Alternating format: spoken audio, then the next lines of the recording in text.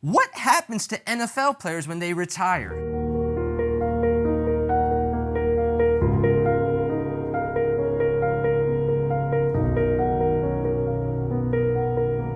Why are we talking about this, and what does any of this have to do with real estate? Well, that's because, stay tuned to find out how we are helping.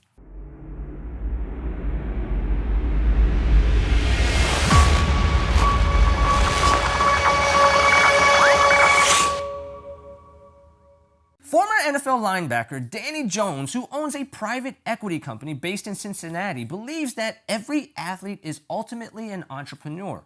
Furthermore, he stated, when you move out of the league, you're making the transition into the real world, but ultimately, you've simply sold your last enterprise.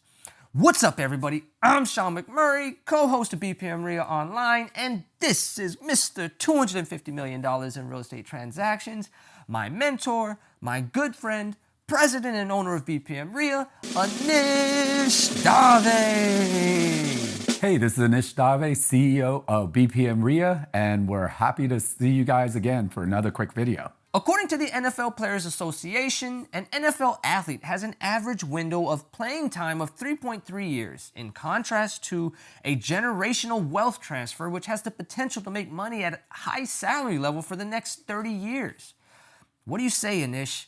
Is it possible for retired NFL players to become successful in real estate investing? Sean, absolutely. And what we found is, working with PAC, the professional athletic community, and Next Chapter University, is that, guess what? NFL players are really interested in the number one thing is real estate. I'm happy you brought that up because we had the pleasure of partnering with Next Chapter U Business Combine, in which our very own Anish Dave stood in front of retiring and retired NFL players and taught them how they can leverage their NFL career and their money in order to provide a new purpose in their lives after the NFL in real estate. For those of you who don't know, Anish is one of the biggest NFL fans ever.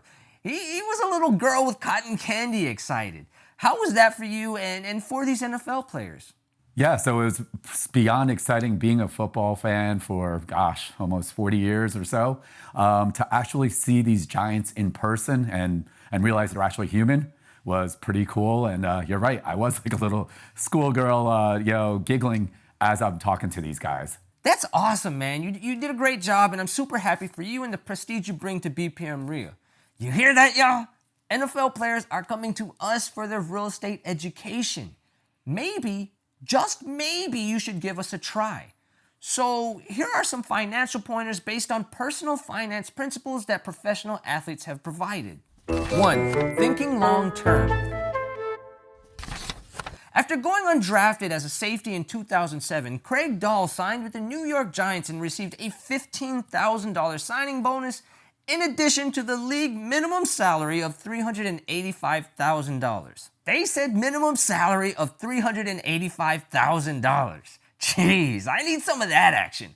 But as Dahl can attest, he learned the hard way when he tore the anterior cruciate ligament in his left knee in the regular season game of the inaugural season. That's all relative. Despite 6 months of rehabilitation, he tore his right ACL during the 2008 preseason. That's about as unlucky as Ann Hodges, who became the first and possibly only person to ever be struck by a falling meteorite. Now that's unlucky. Anyways, Dahl's compensation was reduced by 40% when he was on injured reserve, but he was able to return to the NFL in 2009 and play for the next 7 seasons at a higher pay grade. Before the accident, Dahl played it smart. He chose to live frugally and share a 2-bedroom apartment in New Jersey with a roommate and spent his extra money on dining out rather than on a Chevy Silverado pickup truck.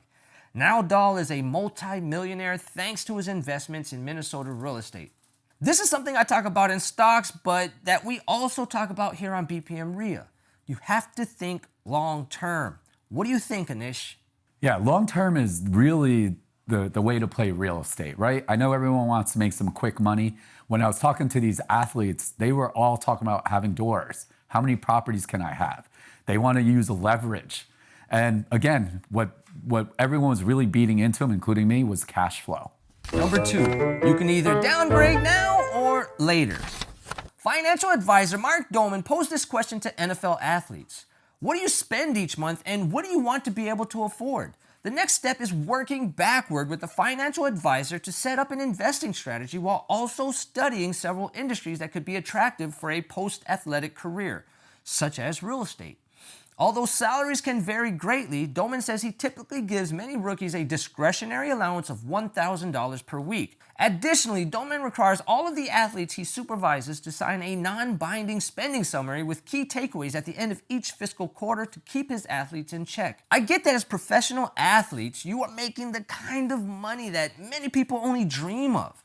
But with an average career lifespan of 3.3 years, the clock is ticking. You need to make that money work for you while you are in to better position yourself when you are out. What do you think, Anish? Are we buying Egyptian tombs as decoration like rapper Tyga? Or are we putting that money to work for us now and planning our post-NFL career? Then we can buy the Egyptian tombs. Yeah, you know what? I mean, you want to put your money to work right away. And it's important you're talking about financial planners. Not all financial planners are created equal. Meaning some of these guys don't know anything about real estate. And that's what I'm finding out when I'm talking to some of these retired NFL players from the combine. Their financial planner really is not, adverse or knowledgeable on real estate transactions. And so that's why they're coming to experts like me to help them along to really hit their goals. Number 3, establishing a 3-year post-career financial plan. According to Dana Hammond-Scholler, Executive Director of Player Affairs for the National Football League Players Association in the District of Columbia, the typical amount of time it takes to transition from a career in the NFL to life after athletics is 3 years. According to Hammonds, the first year is spent worrying about whether or not someone will pick them up to play. In the second year, you start to become antsy. Most athletes make their official transition around the 3rd year, typically when they face the harsh realities of their situation. So essentially, we're talking about the need to plan on not having income for the next 3 years after your NFL career ends. What do you think, Anish? Yeah, it's very difficult for these guys. Remember, since they were kids, they've been just concentrating on football, whether it's high school, college, and then eventually the NFL. So they're used to a regiment and their focus is only on football. So imagine that's gone now.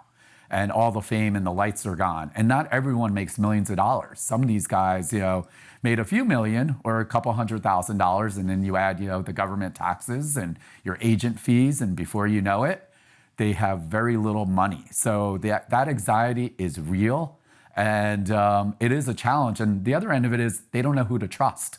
So they also run into a lot of people, I always say, putting their pockets in, or their hand in their pockets, trying to take their money from them. Number 4, do not invest in something you do not comprehend. This is so important. Not comprehending and following this principle can cost you your fortune. One of many investing principles Warren Buffett spouts is to only buy stocks that you understand. The same holds true for real estate. Asking questions and admitting when you don't understand something are 2 things that are highly recommended by all authorities. Look, my whole life I've made it a point to be around people who are smarter than me. I kill my pride and become the purest form of a student possible. According to Hammonds, a significant number of players spend their own money on potential business ventures that they don't understand. For instance, some NFL players have acquired a real estate loan, only to have their partner default on the deal, at which point the NFLPA was contacted for assistance. She says the bank still wants the money, so they'll just garnish your paychecks. At which point players respond, "I had no idea that could happen." That's where organizations like Next Chapter U Business Combine and BPM RIA come in. We provide the education, mentorship, and guidance you'll need to navigate the real estate market. Am I right or am I right, Anish? Sean, you are beyond right, meaning it's really about educating these guys. And one of the cool things is, when you're working with the NFL or players of this stature, they really vet their participants or people that actually teach. So I had to go through a grueling process, months and months of interviews, background checks, all the above, just to get in front of these guys, because we are trusted advisors for the Next Chapter University. Number 5, make intelligent investments. Director of Business Development at NFC Investments in Greenwich, Connecticut, and former NFL defensive end Patrick Kearney argues the duller the investment, the better. Warren Buffett makes the same argument when it comes to investments. A lot of folks start investing looking for exciting big paydays and end up taking unnecessary risk and lose it all. Warren Buffett says, invest in boring. Kearney recommends the following to any rookie picked in the later rounds. Learn to navigate life on a yearly salary of $50,000. Keep the equivalent of 1 year's expenses in cash, or $50,000 in this case, and use that as you look for work and cover living costs while you wait for a job offer. Kearney recommends the Vanguard Total Stock Market ETF for its diversification amongst small, mid, and big cap stocks.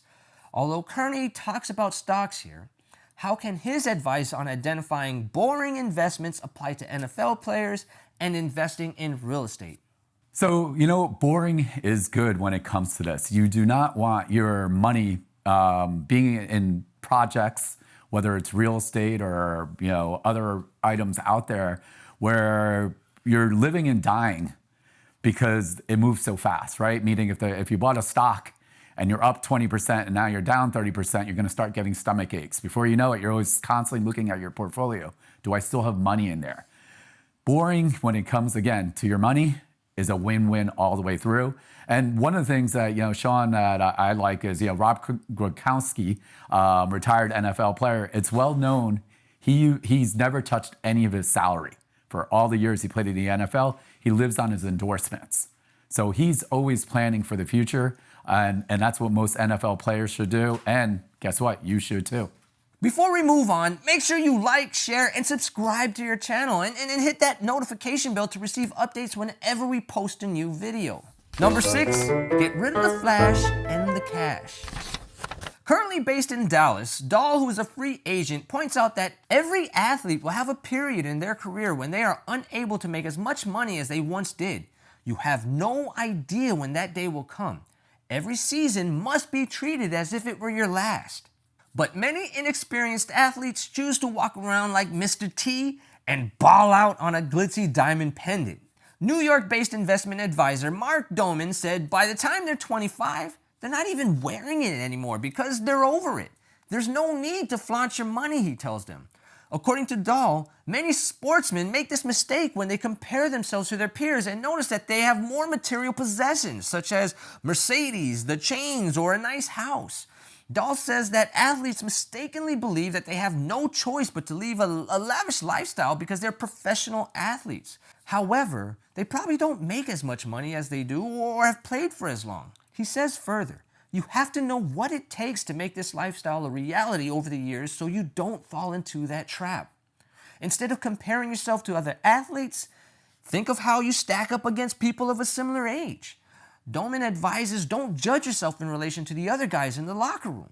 Think about the other graduates of your university who didn't go on to professional sports. There's truth to this, even for us regular folks. The phrase, keeping up with the Joneses, is a common phrase where someone does things in order to show that they have as much money as other people, when in reality they don't.